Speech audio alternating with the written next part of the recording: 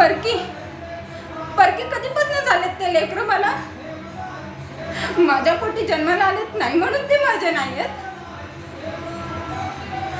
त्यांच्या मुखातून निघालेला एक एक शब्द असा अलगद झेलून घ्यावा, कानात साठवून ठेवावा असा तो ज्ञान. तरी बी ते माझे नाही आहेत. त्यांच्या बाळणपणीला मीच नव्हते रुक्मिणीचा. त्याच्या आईच्या बी आधी मीच नव्ह. माझा स्पर्श झालाय ना त्यांना. या जगाचा आधी मीच त्याला पाहिलंय. त्याचं नान कुणी केलं? मीच नव्ह.